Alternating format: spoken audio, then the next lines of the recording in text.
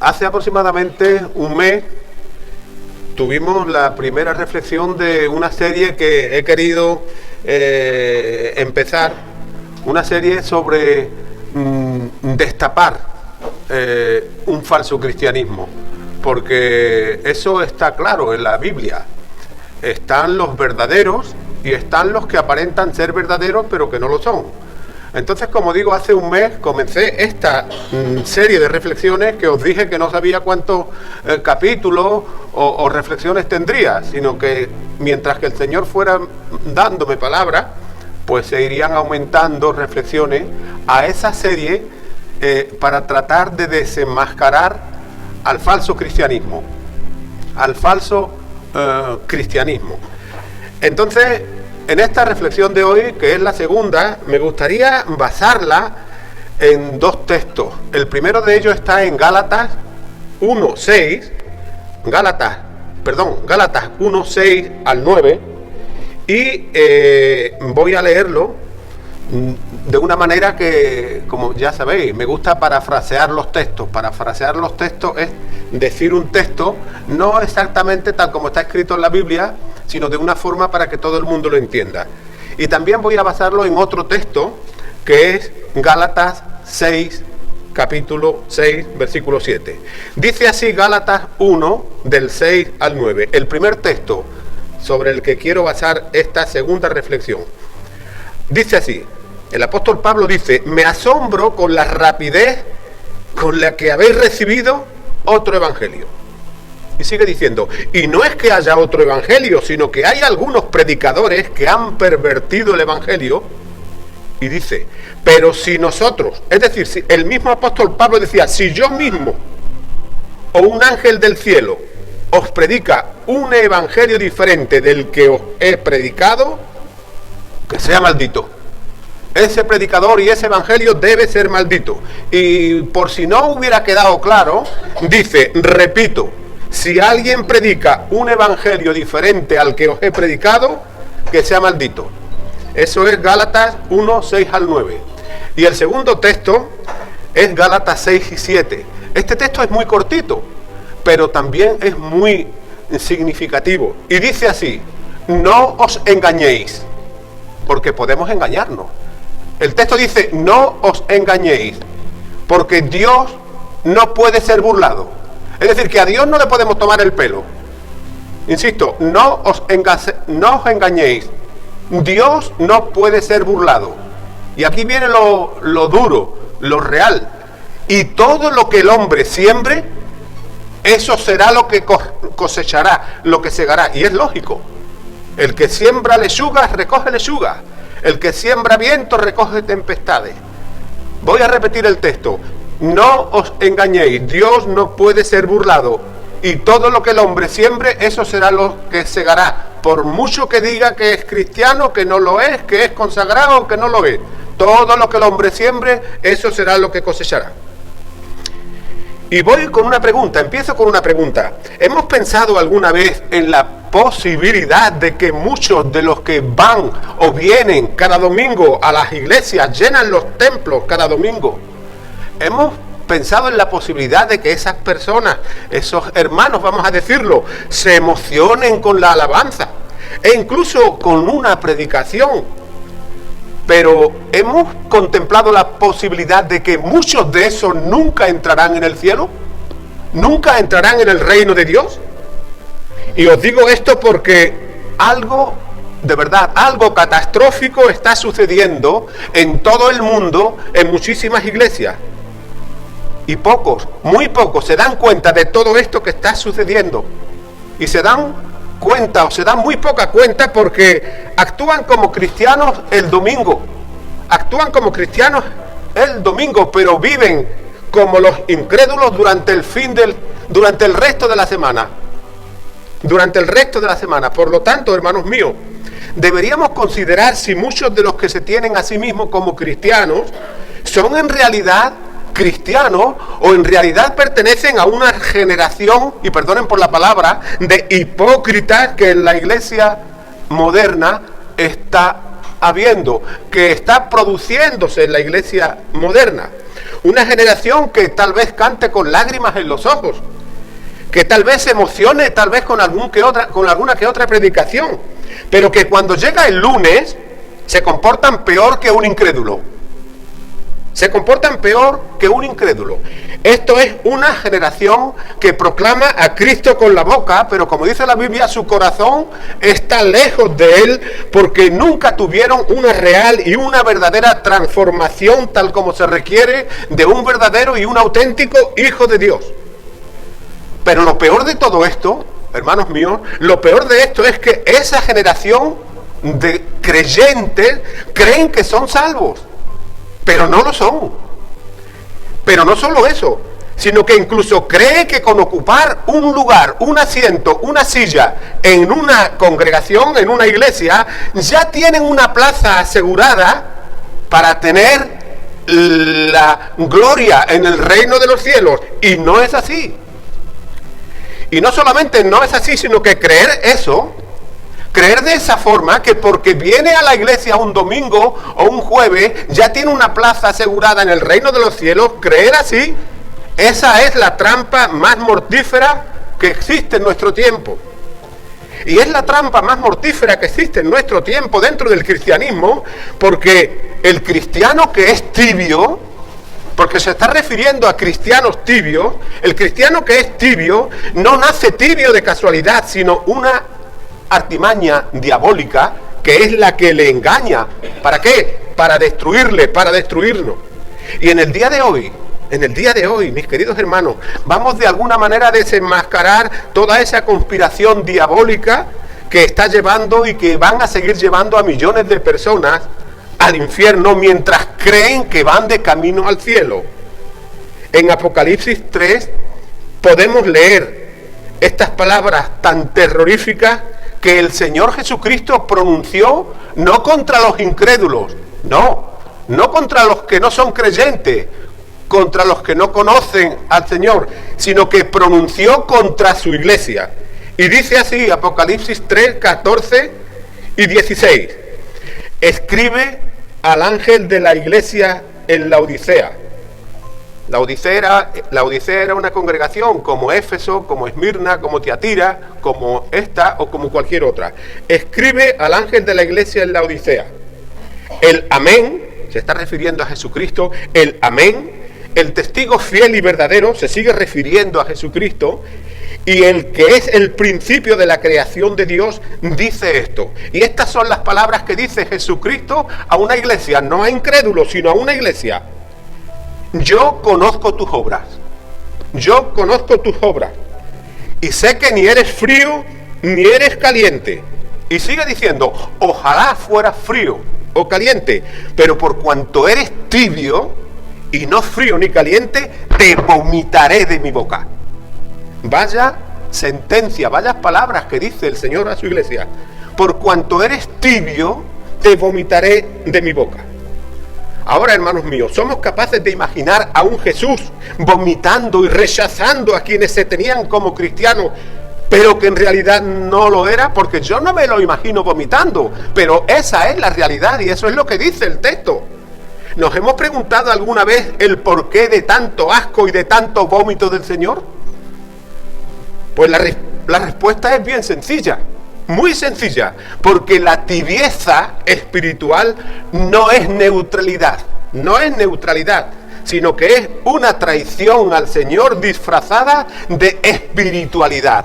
Esa es la tibieza.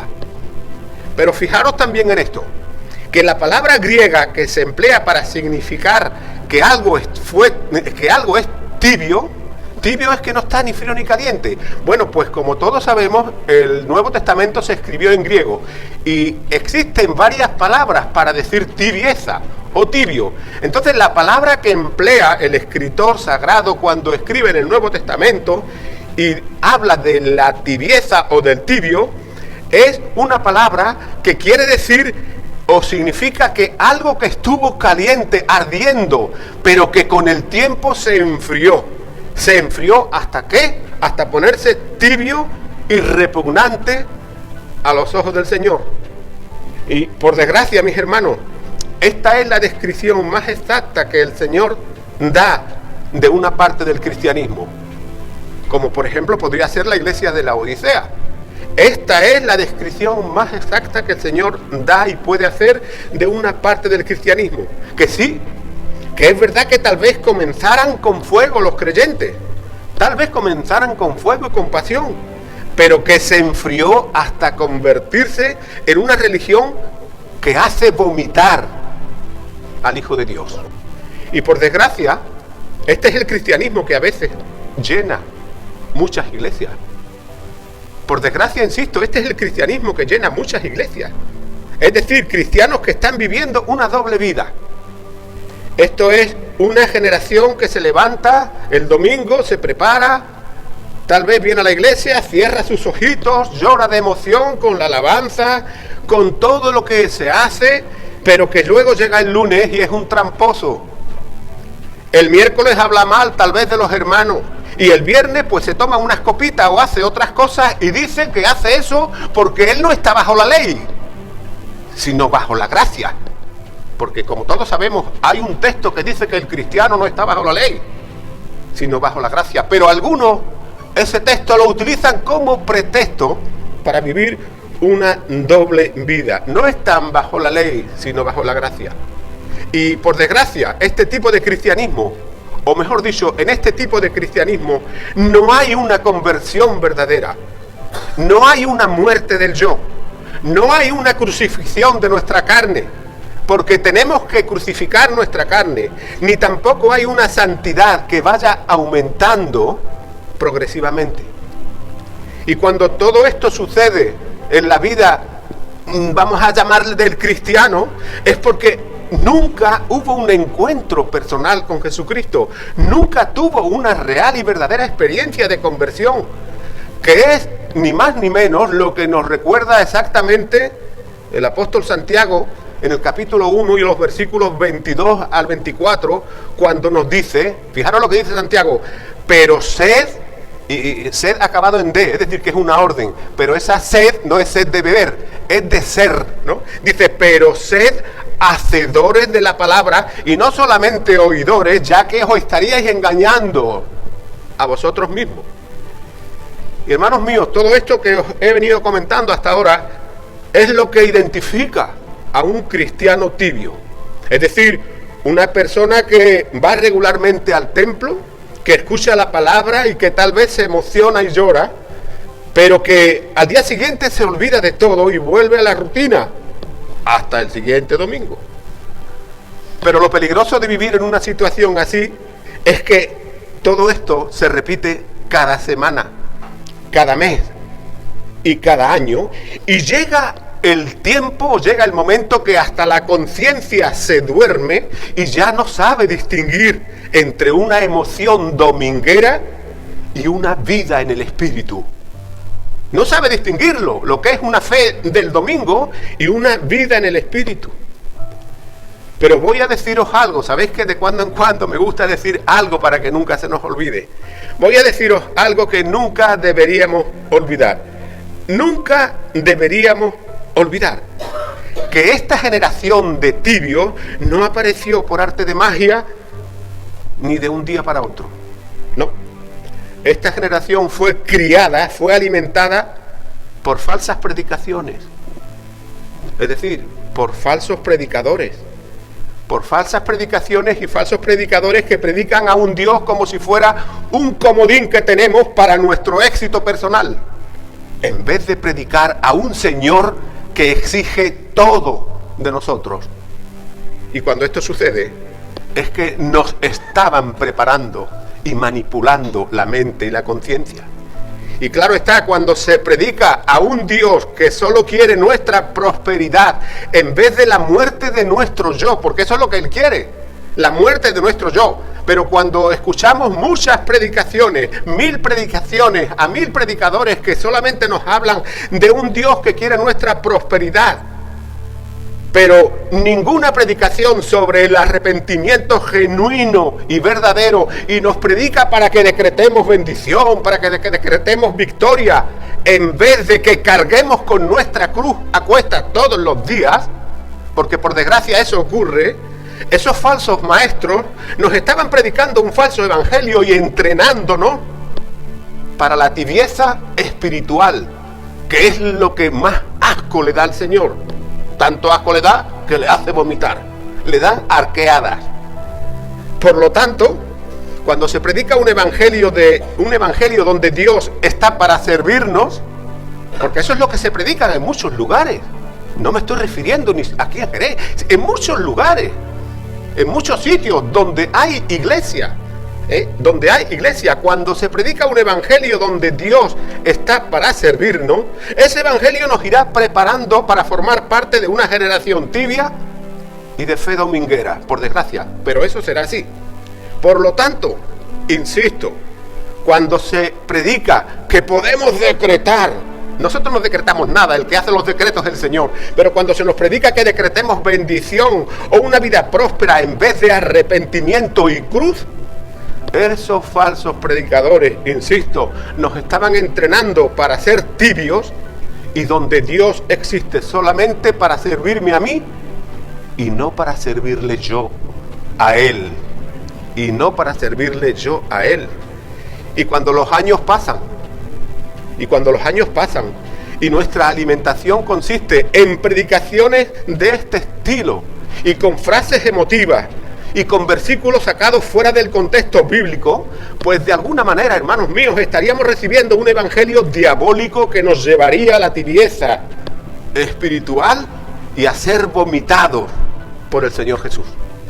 Es decir, que nos estarían predicando un evangelio sin arrepentimiento, un evangelio sin cruz, y acabaríamos en una generación de cristianos tibios y que, insisto, el Señor vomitará de su boca. Cristianos que tienen una palabrería perfecta, que hablan estupendamente, pero que sin vida en el espíritu. Hablan estupendamente, tienen una forma de expresarse cristianamente hablando estupenda, pero sin vida en el espíritu.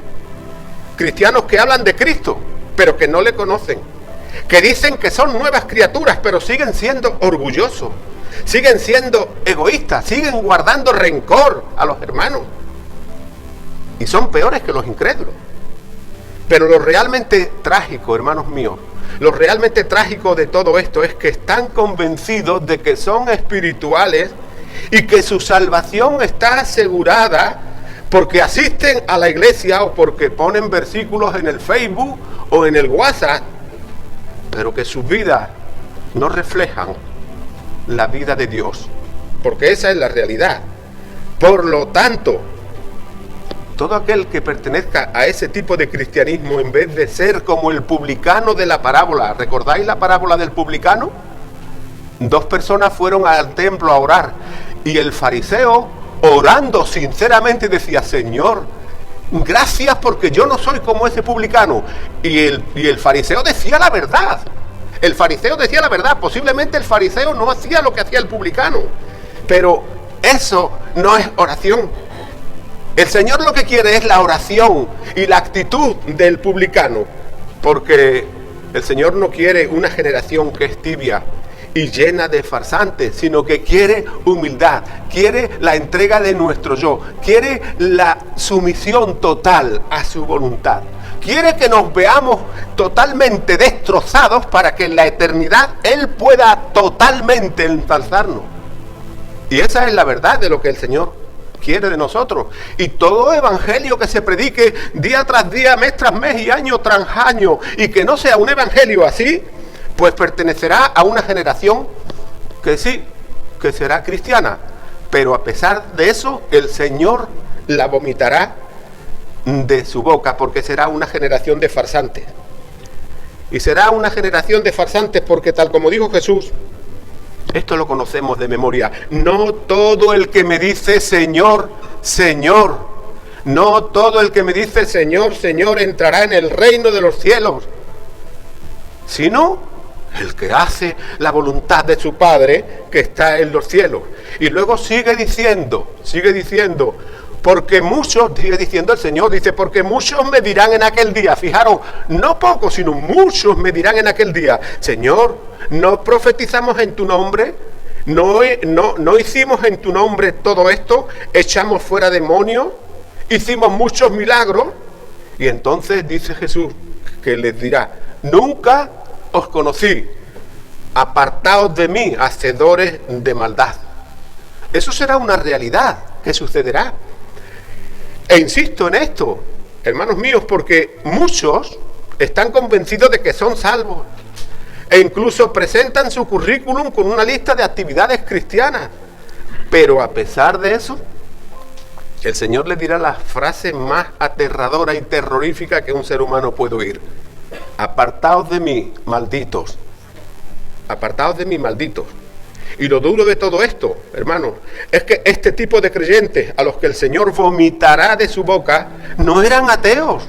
Ellos no eran incrédulos, sino miembros de iglesias. Hacían milagros, profetizaban, tenían grandes ministerios tal vez, pero a pesar de todo lo que tenían, el Señor les llamará hacedores de maldad. Y les llamará hacedores de maldad porque aunque sea verdad que hicieron todo lo que dijeron decir, porque si así hubiera sido, el Señor lo dicho: mentiroso, que no hicisteis nada de eso. No. A pesar de que dijeron hacer todo lo que dijeron que hicieron, nunca se rindieron a Jesús. Nunca experimentaron una auténtica regeneración por el Espíritu Santo. Y nos guste o no, nos guste esto o no, oírlo, porque no a todo el mundo le gusta oír, a todo el mundo o a mucha gente le gusta oír todo lo bonito, todo lo bonito.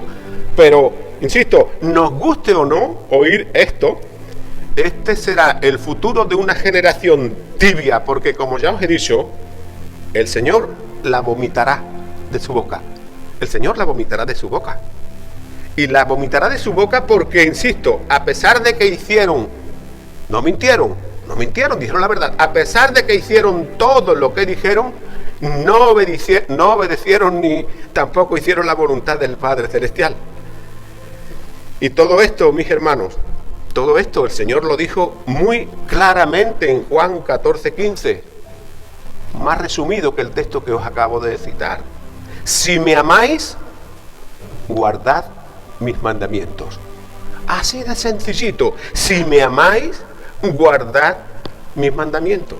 Y Jesús dijo esto porque guardar los mandamientos de Él no es sentir emociones fuertes durante la adoración. No es pertenecer a una iglesia local. No es nada de eso. Por lo tanto, una generación que no obedezca a Dios, que no guarde su palabra, que no guarde sus mandamientos, ni muestre los frutos del Espíritu, será vomitada por el Señor. Insisto, hermanos míos, Jesús lo dijo claramente: si me amáis, guardad mis mandamientos. Él no dice: si me amáis, que sintáis muchas emociones fuertes. No. Si me amáis, Él no dijo que asistáis fielmente a una iglesia. No. Él dijo: si me amáis, guardad mis mandamientos.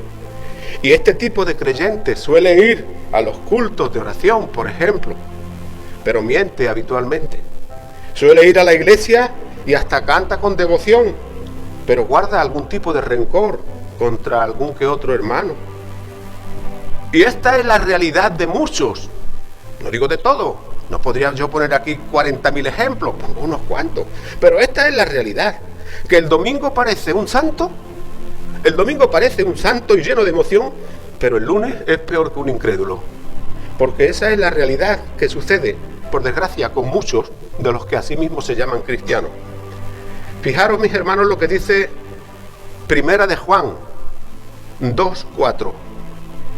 El que dice: yo conozco a Jesús, pero no guarda sus mandamientos, el tal es un mentiroso y la verdad no está en él.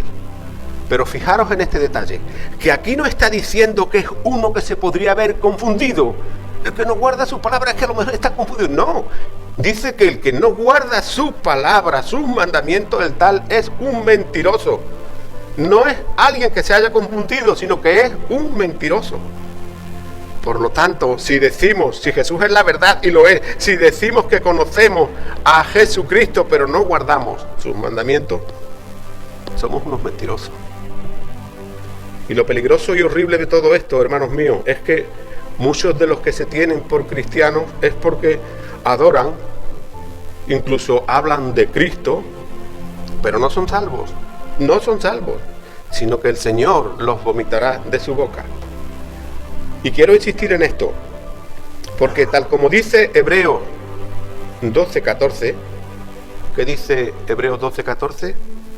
Buscad la paz con todas las personas y la santidad, porque sin la santidad nadie, absolutamente nadie, verá al Señor. Y hermanos míos, esto es lo que sucede cuando se predica solo una parte del Evangelio por predicadores que no son fieles a la palabra de Dios, que predican solo una parte pero que olvida la parte más importante. Es decir, que el creyente que es tibio va al culto, llora con lágrimas vivas con la adoración y siente incluso hasta que Dios le tocó, e incluso hasta se convence de que tuvo un encuentro especial con Jesús o un rema con Dios el Padre. Pero si nunca hubo convicción de pecado ni arrepentimiento, por mucha emoción y lloro, el Señor nos vomitará de su boca. Y así, de esta forma, y día tras día, mes tras mes y año tras año, esta situación se va repitiendo una y otra vez, pero solo hay emoción y no transformación, que es lo que el Señor busca. Fijaros lo que dice Romanos 12. Romanos 12, versículo 2. No os conforméis con este mundo, sino transformaos por medio de la renovación de vuestro entendimiento, para que podáis comprobar cuál es la voluntad de Dios, que es agradable y perfecta. Y hermanos míos, todo esto es muy peligroso. Todo esto es muy peligroso. Y es muy peligroso porque cuando no hay convicción de pecado, cuando no hay arrepentimiento, cuando no hay renovación de nuestra mente y solo hay lágrimas de emoción, el Señor nos vomitará de su boca. Y cuando todo esto se repite semanalmente, emoción tras emoción, y lágrimas y más lágrimas, pero no hay una verdadera santidad, insisto, si la palabra de Dios es verdad, que lo es, el Señor nos vomitará de su boca. Ya estoy casi acabando. Pero voy a deciros otra cosa que tampoco deberíamos olvidar, porque si la olvidamos, podríamos ser vomitados. Que solo el verdadero fuego del Espíritu Santo de Dios, el verdadero fuego del Espíritu Santo de Dios, y no la emoción, puede quemar la tibieza que pudiera haber en un creyente, vamos a llamarle cristiano. Solo el fuego verdadero del Espíritu Santo de Dios puede quemar la tibieza. Y bueno, al llegar hasta aquí podríamos preguntarnos tal vez lo siguiente: ¿qué podríamos hacer? ¿Qué podríamos hacer frente a la tibieza? ¿Qué podríamos hacer? Primero, tener un arrepentimiento genuino y verdadero que nos haga cambiar de vida, que nos haga cambiar de hábitos, que nos haga cambiar de mente. En Hechos de los Apóstoles, capítulo 3 y versículo 19 se dice: arrepentíos y convertíos. ¿Para qué? Para que sean borrados vuestros pecados. Entonces, si no hay arrepentimiento y verdadera conversión, nuestros pecados nunca serán borrados y serán vomitados por el Señor. Voy a deciros otra cosa que nunca deberíamos olvidar: que el arrepentimiento verdadero no consiste en sentirse mal por las consecuencias del pecado. Eso está bien. Sentirse mal por las consecuencias del pecado, eso está bien. Pero en eso no consiste el verdadero arrepentimiento. El verdadero arrepentimiento consiste en sentir odio y asco por el pecado. En eso consiste el verdadero arrepentimiento. Por lo tanto, solo podríamos llegar a un arrepentimiento verdadero cuando vamos a Dios como el publicano de la parábola que nos contó Jesús. Señor, ya no sé cómo explicarme, soy lo peor de lo peor, ten misericordia de mí, porque soy un pecador. Solo podríamos llegar al arrepentimiento verdadero con la actitud del publicano de la parábola que el Señor Jesús nos contó. Solo podríamos llegar a esa actitud cuando en nuestra habitación, en el aposento secreto, como dice la Biblia, tenemos una conversación sincera y valiente con el Señor y podemos decirle: Señor, he estado viviendo, que no estoy diciendo que aquí no, esto lo digo para quien sea. Yo sé que hay muchos que ven este audiovisual, pues lo digo también para ellos. Entonces es tener la valentía de decirle: Dios, he estado viviendo como un incrédulo mientras fingía ser un cristiano, pero he pisoteado tu nombre. Y lo único que merezco es tu desprecio, tu vómito y la condenación. Porque esa sería la actitud. Esa fue la actitud del publicano. Esa es la actitud de un verdadero hijo de Dios. Se siente tan mal con el pecado que no tiene, como el publicano, que no es capaz de levantar los ojos al cielo, como hacía el fariseo. Fijaros lo que dice Romanos 12:1. Así que, hermanos, os ruego por las misericordias de Dios que presentéis vuestros cuerpos en sacrificio vivo, santo y agradable a Dios, porque ese es vuestro culto racional. Es decir, que el verdadero culto que podemos dar al Señor es que presentemos nuestros cuerpos en sacrificio vivo, santo y agradable a Dios. Y sacrificio vivo y santo, ¿qué significa? ¿Qué significa sacrificio vivo y santo? Sacrificio vivo, ¿qué significa? Sacrificio vivo significa muerte voluntaria. Muerte voluntaria significa que toda nuestra vida, todos nuestros planes, todas nuestras relaciones, nuestro trabajo, dinero, tiempo, deseo, todos los sueños, todo en nuestra vida lo ponemos en las manos de Dios, en el altar de Dios.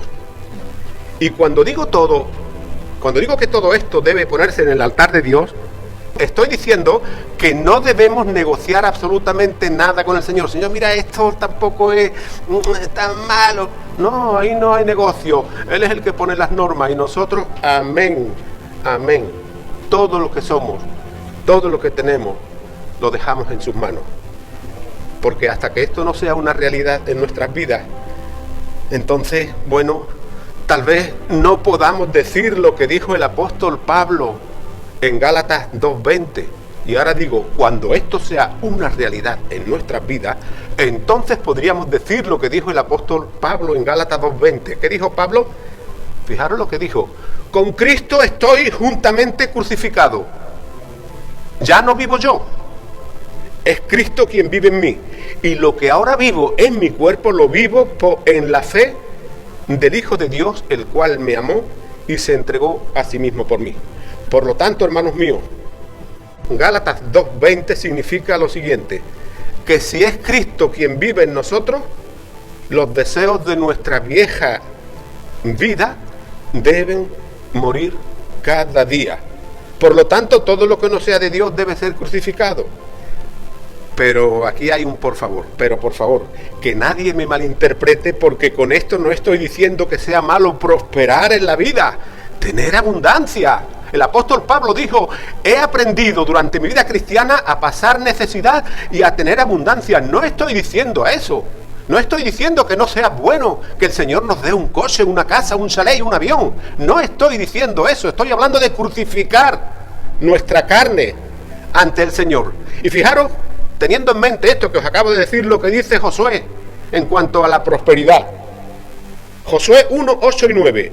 Nunca se apartará de tu boca este libro de la ley, sino que de día y de noche meditarás en él, para que guardes las cosas que en él está escrito y hagas conforme a lo que está escrito. Y dice: porque cuando hagas esto, harás prosperar tu camino, prosperidad. Harás prosperar tu camino y todo te saldrá bien. Y luego sigue diciendo: mira que te mando que te esfuerces y que seas valiente, porque el Señor tu Dios estará contigo donde quiera que vayas. Donde quiera que vayas. Fijaros lo que dijo Jesús en Mateo 16:24. Si alguno quiere seguirme, niéguese a sí mismo, tome su cruz todos los días y sígame. Por lo tanto, hermanos, nos guste o no, este es el único camino que nos lleva a la vida eterna, pero lo contrario nos llevará a ser vomitados por Jesús. Y ya para ir finalizando esta reflexión, fijaros lo que dice la Biblia en Primera de Pedro 1:16. Sed santos,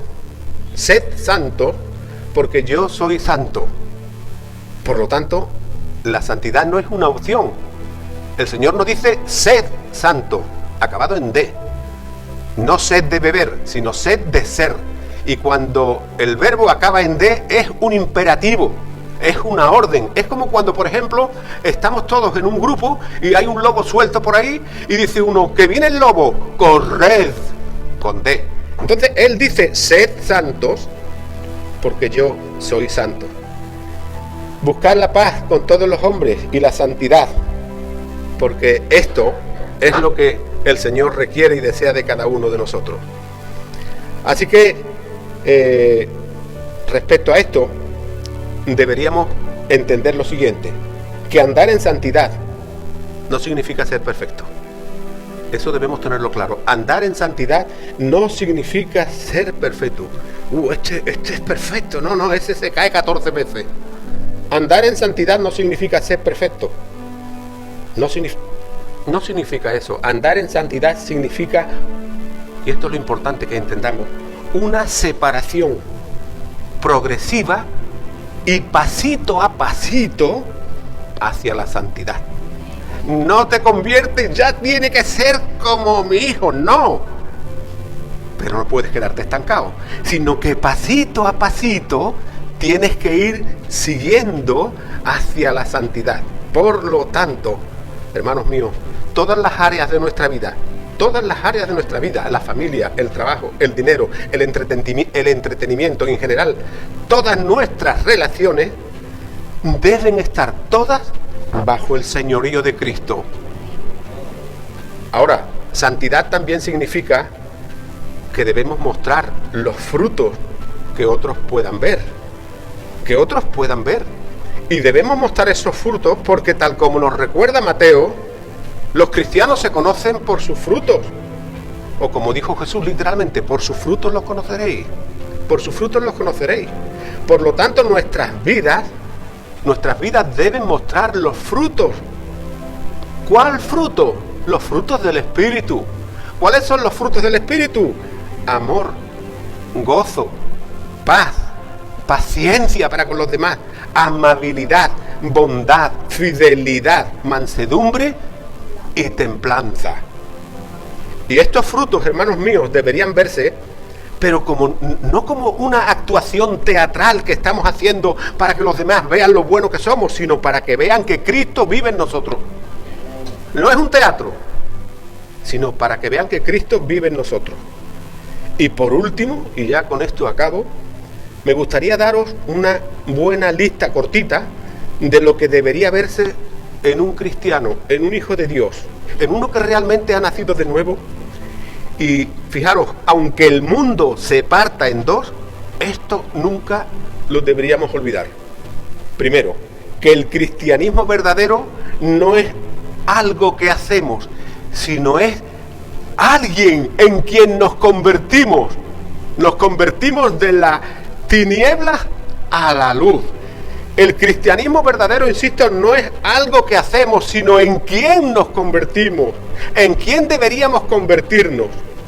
Segundo, el cristianismo verdadero no es una actuación teatral externa, sino una transformación interna, pero que se manifiesta ante el prójimo de una manera externa.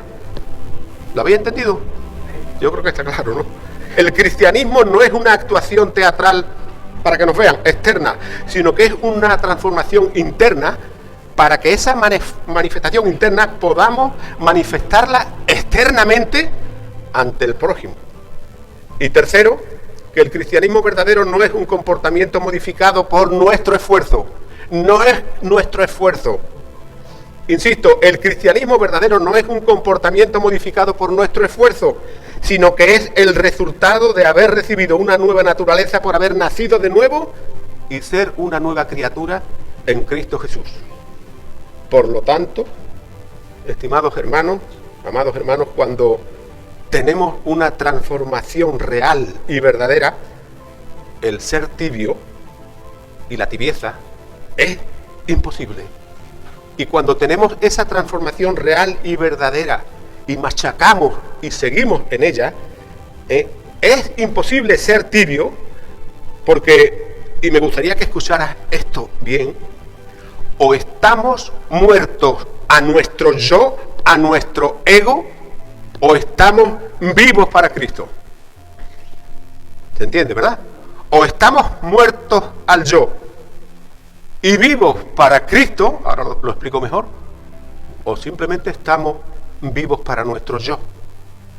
Y bueno, ya para finalizar, solo me queda deciros que ruego al Señor que lo que Él nos haya podido revelar, porque seguramente que muchos de los argumentos que he comentado ya lo sabíamos, pero tal vez parte de lo que haya podido revelar en este día, bueno, que siempre, siempre, siempre esté en nuestro caminar diario y que sea algo que todos los días tengamos como nuestra bandera en nuestro caminar diario. Amén. Amén.